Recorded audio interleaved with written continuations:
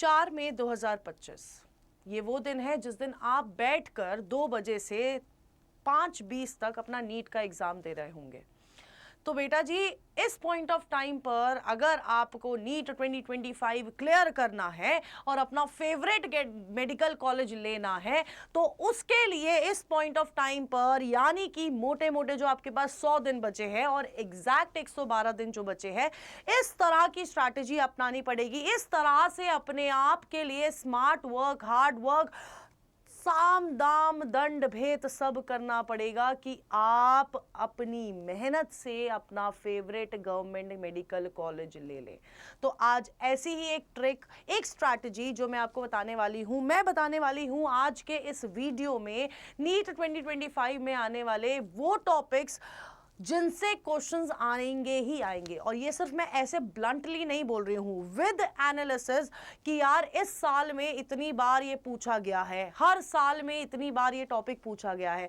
तो बायो के वो टॉपिक्स बताने वाली हूं जहां से पक्का क्वेश्चन आने हैं, यानी कि ये वो टॉपिक्स होंगे, वो भी चैप्टर वाइज। मैं ये नहीं बोल रही कुछ पर्टिकुलर चैप्टर बता रही हूं, नहीं, मैं आप लोगों को चैप्टर वाइज, हर चैप्टर का एक प्रोमिनेंट टॉपिक होता है जहां से क्वेश्चन आता ही आता है, वही बताने वाली हूं, चैप्टर वाइज बताने वाली हूं, इंपॉर्टेंट मोस्ट रिपीटेड कंसेप्ट बताने वाली हूं आज की इस वीडियो में।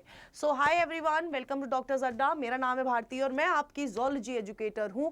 आज हम लोग करने वाले हैं चैप्टर वाइज आपके कौन से चैप्टर से कौन कौन सा टॉपिक बहुत इंपॉर्टेंट है, क्योंकि उन टॉपिक से 100% लिखवा के ले लो, क्वेश्चन नीट 2025 में आएगा ही आएगा। ठीक है, अब सबसे पहले बात कर लेते हैं बेटा जी, हम लोग क्लास 11th की ज़ूलॉजी की। क्लास 11th की ज़ूलॉजी में आपका एनिमल किंगडम, स्ट्रक्चरल ऑर्गेनाइजेशन और ह्यूमन फिजियोलॉजी के 6 चैप्टर्स है, यानी कि इन टोटल 8 चैप्टर आपके क्लास 11th में ज़ूलॉजी के पोर्शन से आते हैं।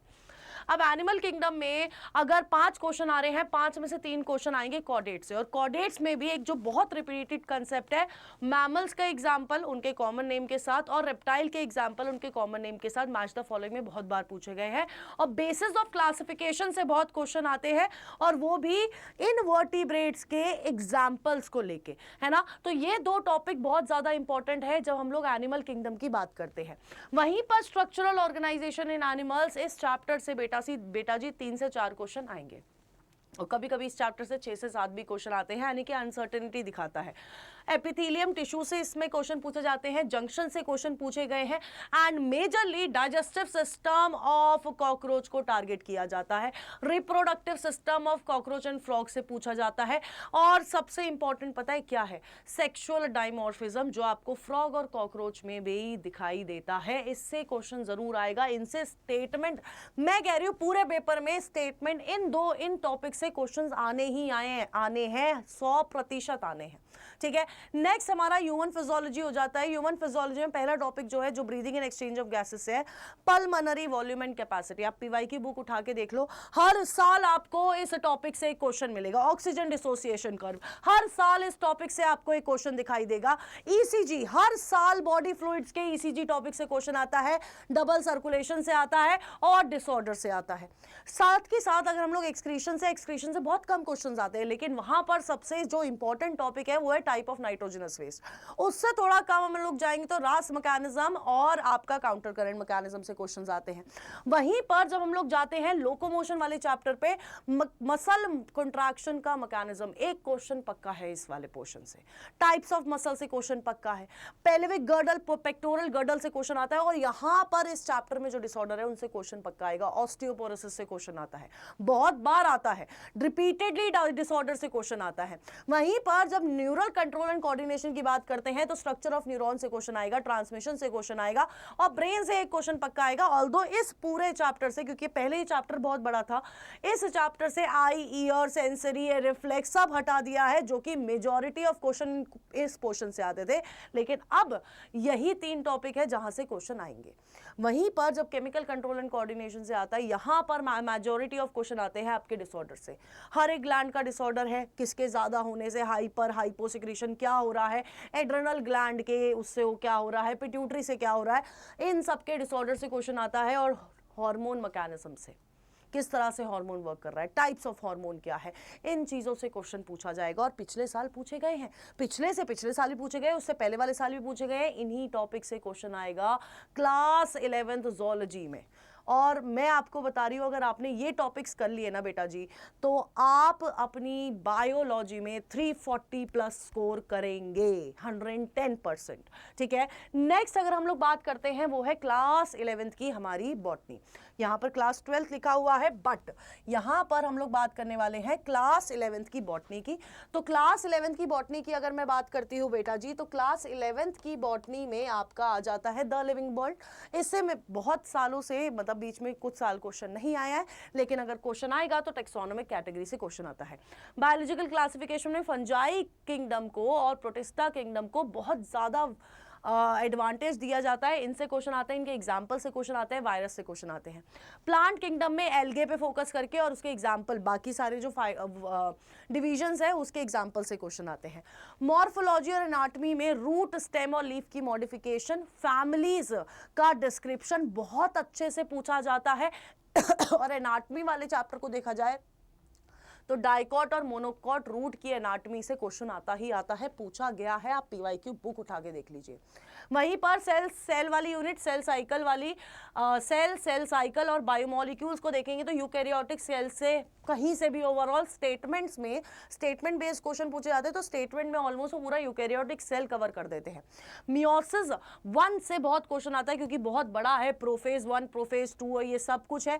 और वहीं पर बायोमोलिक्यूल्स की बात करी जाए तो एंजाइम से क्वेश्चन आएगा, इंपॉर्टेंट पोर्शन है। वहीं पर प्लांट फिजियोलॉजी की बात करी जाए, जितनी भी साइकिल है आपकी प्लांट फिजियोलॉजी में, C3 C4 cycle, cyclic phosphorylation, non cyclic phosphorylation, glycolysis, Krebs cycle, ETS, इन सब से क्वेश्चन आता है। और अगर हम लोग प्लांट ग्रोथ वाले चैप्टर की बात करें तो एप्लीकेशन ऑफ PGRs, ऑक्सिन की एप्लीकेशन क्या है, साइटोकाइनिन की एप्लीकेशन क्या है, इन सब चीजों से क्वेश्चन पूछा जाता है। अब बात कर लेते हैं क्लास 12 की। और मैं आपको पहले ही बता दूं, आप बायो का एग्जाम देंगे, आप किसी का भी एग्जाम दे रहे हो नीट में कोई भी सब्जेक्ट है, उसमें मेजॉरिटी पोर्शन आपके क्लास 11 से आता है। अब लोग क्लास 12 की बात कर लेते हैं।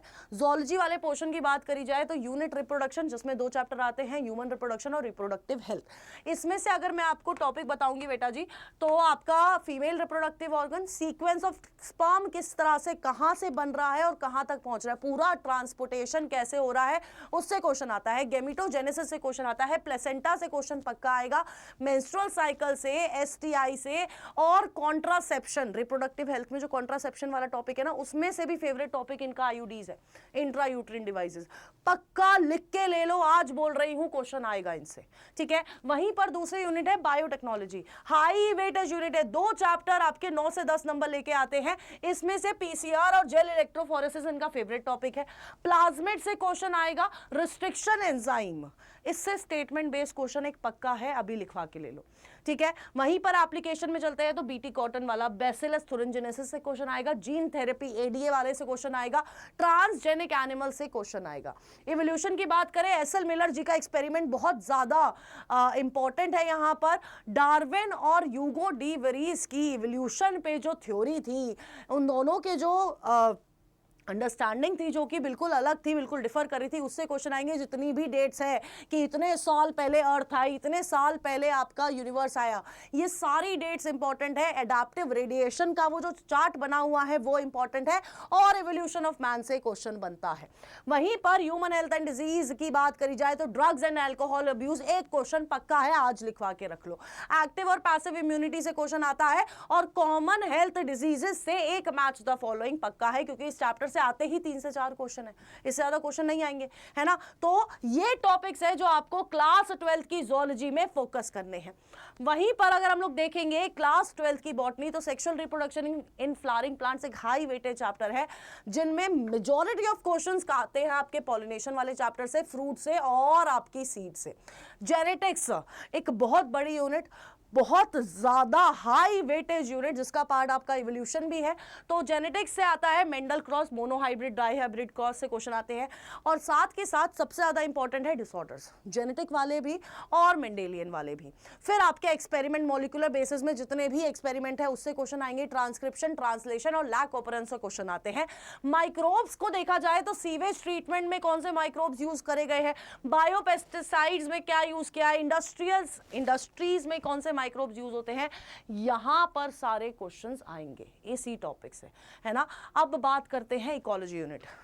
सबसे बोरिंग लगती है लेकिन सबसे ज्यादा इजी स्कोर, मतलब स्कोरिंग यूनिट है बेटा जी ये आपकी। यहां पर आएगा पॉपुलेशन इंटरैक्शन से क्वेश्चन आता है, प्रोडक्टिविटी से, डीकंपोजिशन से, ecological pyramid, species area relationship, cause of loss of biodiversity और इन सिटू एक्स सिटू कंजर्वेशन से आएगा आपका क्वेश्चन। तो यहां पर मैंने आपको बताए हैं बेटा जी पूरे के पूरे most repeated concepts chapter wise, और आज लिखवा के दे रही हूं। अगर आपने इन टॉपिक्स को भी कर लिया ना, आप एक बहुत अच्छा नंबर स्कोर कर सकते हो बायोलॉजी में। 340 प्लस बोल रही हूँ मैं आपको, 340 प्लस। लेकिन इन टॉपिक्स से मतलब ऐसी तैयारी होनी चाहिए इस पॉइंट ऑफ टाइम पर कि इन टॉपिक में से अगर आपका कोई भी क्वेश्चन किसी तरह से ऐसे आ जाए, ऐसे आ जाए, ऐसे आ जाए, किसी भी तरह से कोई भी क्वेश्चन आ जाए, आप वो क्वेश्चन करके आए।